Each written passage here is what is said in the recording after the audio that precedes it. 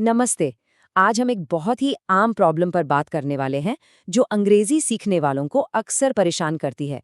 मतलब सालों साल पढ़ाई की, ग्रामर भी आती है, लेकिन जब बोलने की बारी आती है तो एक अजीब सी झिझक होती है ना? तो चलिए आज इसी गुत्थी को सुलझाने की कोशिश करते हैं। और ये सवाल तो लगभग हर लर्नर के मन में आता है कि भाई ग्रामर के नियम भी रट लिए, हजारों शब्द भी याद कर लिए, फिर भी बातचीत करते समय वो फ्लो, वो कॉन्फिडेंस क्यों नहीं आता। असल में जो सोर्स मटेरियल हमने देखा है उसके हिसाब से इसका जवाब कहीं बाहर नहीं बल्कि हमारे सीखने के तरीके में ही छिपा हुआ है। अब ये जो कोट है ना, हमारी पूरी जिंदगी ट्रांसलेशन में ही खत्म हो गई है, हम तबाह हो गए हैं, ये सीधी बात करता है।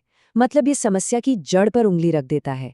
ये बताता है कि कैसे हम हर बात को पहले अपनी भाषा में सोचते हैं और फिर उसे अंग्रेजी में ट्रांसलेट करने की कोशिश में ही उलझे रह जाते हैं। और सच कहें तो यही हमारी सबसे बड़ी रुकावट है। तो चलिए सबसे पहले इसी जाल को समझते हैं। इसे हम कह सकते हैं अनुवाद का जाल। ये वो तरीका है जो सुनने में तो सही लगता है लेकिन असल में फ्लुएंसी के रास्ते का सबसे बड़ा रोड़ा है। जरा इस प्रोसेस को सोचकर देखिए। सामने वाले ने कुछ अंग्रेजी में कहा, अब दिमाग में क्या चल रहा है? पहले उसे अपनी भाषा में समझा, फिर जवाब अपनी भाषा में सोचा, फिर एक एक शब्द को अंग्रेजी में ट्रांसलेट किया और तब जाके कहीं मुंह से आवाज निकली। अरे भाई, इतने सारे स्टेप्स होंगे तो जाहिर है प्रोसेस धीमा होगा, अननेचुरल लगेगा और कॉन्फिडेंस तो हिलेगा ही। तो फिर इसका हल क्या है? हल है एक बिल्कुल नई सोच, एक नया माइंडसेट। हमें इस ट्रांसलेशन की आदत से बाहर निकलना होगा और एक नो ट्रांसलेशन माइंडसेट अपनाना होगा। इसका सबसे अच्छा उदाहरण है थैंक यू या सॉरी। कभी सोचा है ये शब्द बोलने से पहले हम दिमाग में ट्रांसलेट क्यों नहीं करते? क्योंकि यह हमारी आदत में बस चुके हैं, ये सीधे निकलते हैं। बस यही तो हमारा गोल है। हमें अंग्रेजी के और भी बहुत सारे शब्दों और वाक्यों को इसी लेवल पर लाना है। ये स्लाइड तो दूध का दूध और पानी का पानी कर देती है। देखिए, एक तरफ है ट्रांसलेशन वाला तरीका। दिमाग सोच रहा है मेरा नाम रवि है, फिर ट्रांसलेट कर रहा है माय नेम इज रवि। नतीजा अटक अटक कर बोलना। और दूसरी तरफ है नो ट्रांसलेशन माइंडसेट।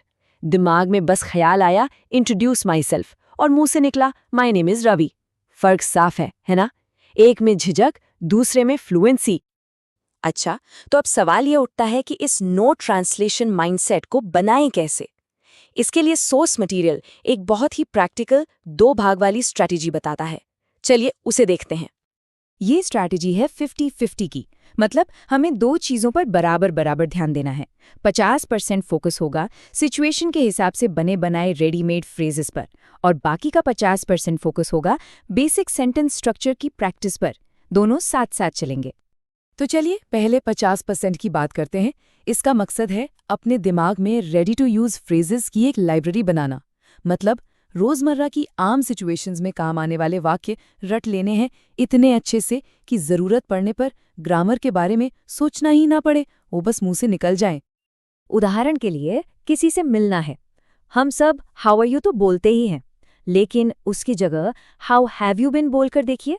ये ज़्यादा नेचुरल लगता है ना?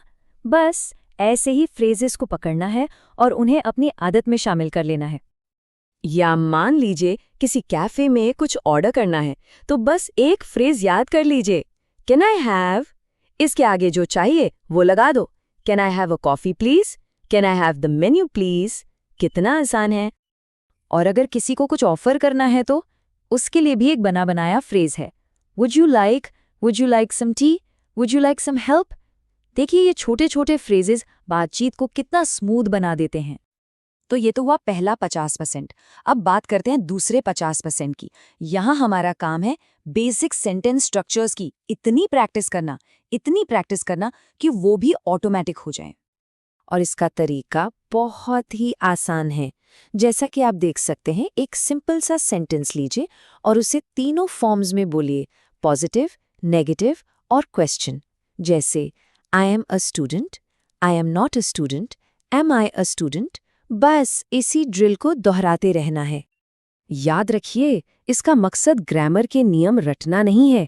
इसका मकसद है दिमाग की, या यूं कहें कि जुबान की मसल मेमोरी बनाना, ताकि सही सेंटेंस अपने आप बने, ज्यादा सोचना ना पड़े।